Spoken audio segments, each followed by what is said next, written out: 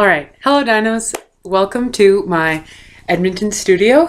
We are here doing a video blog on Bakunin and anarchism and how they relate to creativity and the themes of freedom and slavery. So in the modernist sense of freedom, the idea of creativity is a very new and exciting idea. With the dismantling of traditional notions of order and society, what we have is the rise of the idea that creativity is an individual experience. It's not set to a specific class or a specific group of people. So what we see a lot in Bakunin is that, everybody is capable of being a creator. And that's what really stands out. And what I'd really like to focus on for this is actually in problem solving. Problem solving according to Bakunin is something that everybody has a right to. They solve their own problems. It's not solved by any traditional notions of right or wrong or how things should be. So with this, we have the idea of creativity. We have the growth and spread of, the notion that everybody has self-determination and everybody has self-actualization.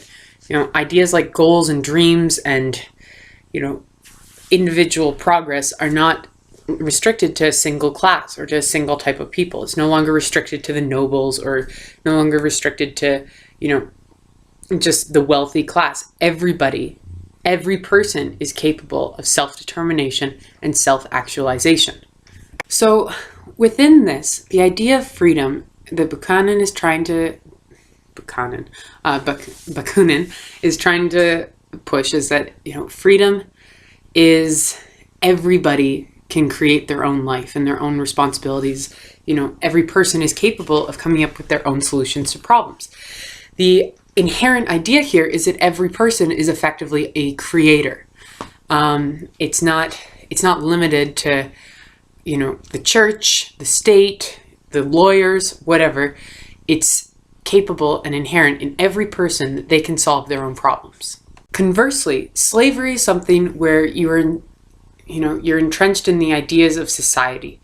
You have to follow strict rules that tell you what is right and what is wrong. You are enslaved to traditional norms and traditional ideals.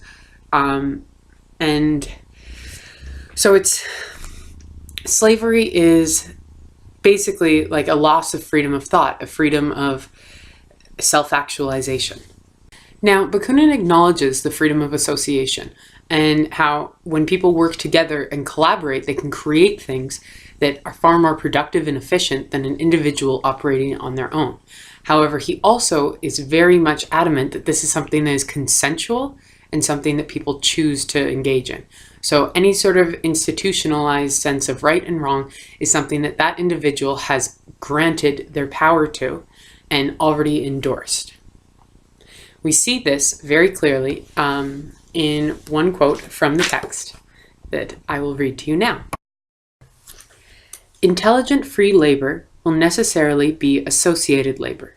Everybody will be free to associate or not associate in labor, but there can be no doubt that with the exception of works of imagination, whose nature requires the inner concentration of the individual mind, in all those industrial and even scientific and artistic enterprises, whose nature admits of associated labor, such association will generally be preferred for the simple reason that it would miraculously increase the productive energies of each associate member of a productive association, who will earn a great deal more in less time with far less trouble.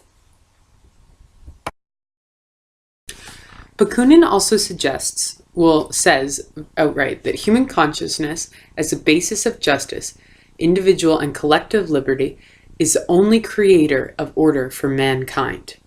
So what he's saying here is that the human consciousness is the only source of justice within society. It doesn't come from some outside idea, and that, it's universal. Everybody within them has a human consciousness. So every sense of justice is, in a sense, an individual experience. So now, where I see this as being particularly interesting is that, in my personal life, last year I had the incredible incredibly wonderful opportunity to go study abroad in Umeå, Sweden. And while I was there, I took a comparative law class. And the class was fantastic. And what we did is the professor would give us a legal problem like freedom of thought or freedom of information. And then what everyone in the class would do is go back to their own country, because basically it was a class of 16 students from 13 different nationalities. We'd all go back to our own country and see how we handled something like freedom of thought or how that was ingrained in law. And then we'd sit down as a class and discuss this, and we'd compare different legal approaches to freedom of thought. And you'd think that, freedom of thought, it's a very straightforward idea, but it really isn't. Another excellent example of this was contract law. In Canada, when you see a price tag put out on any item, you see that's the price that you have to have it at. They can't try and sell it to you at a different price. However, in France, it's different. And same with in China. In China, it's a suggestion. It's saying we might be willing to let you pay this price, but it's all based off of bargaining. You have to bargain the person down to that price. So it's very subjective from place to place. And this really harkens back to what Bakunin is saying, is that, these ideas, universal ideas of freedom of thought or of how a contract is engaged between two parties, all of these ideas really aren't quite as definitive as we think they are. They're not as concrete, set in stone. In terms of like artistic and cultural and creative endeavors that really acknowledge this, a few years ago, I was exposed to something called The Artist's Way by Julie Cameron. And it's a 12-week course that you can do by yourself, but it's meant to awaken creativity within an individual.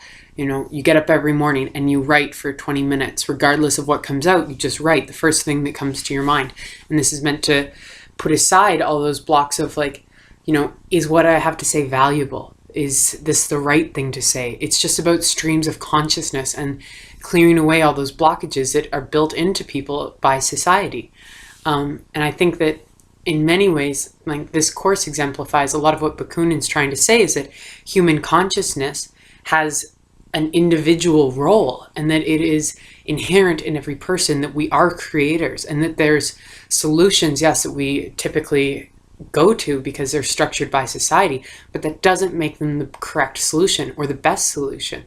An interesting thing is that I'm actually half Irish, and in Ireland's a country that started the hunger strike, and not just in the IRA days, but we started the hunger strike because if you were wronged by an individual and you wanted recourse for that, what you'd go and do is you'd go and you'd sit on their land and you'd starve yourself. And that was if they refused to initially acknowledge. It's a form of civil law.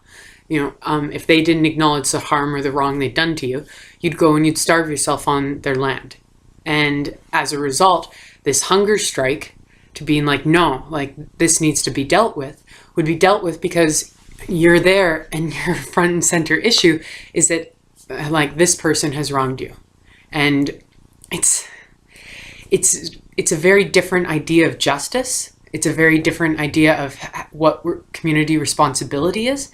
And I think that's a lot of what Bakunin's trying to get at, is that there's so many different ways to approach a problem. We're so stifled by existing society.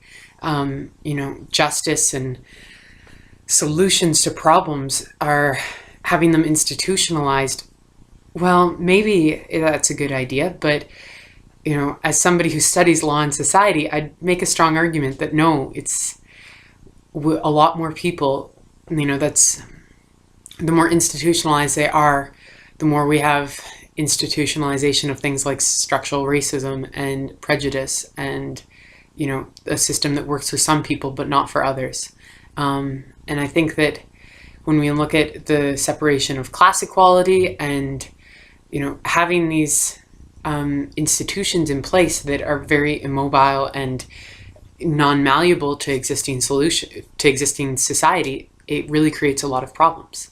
So yeah, that is my short little talk on Bakunin and anarchism and freedom and creativity. So later, dinos.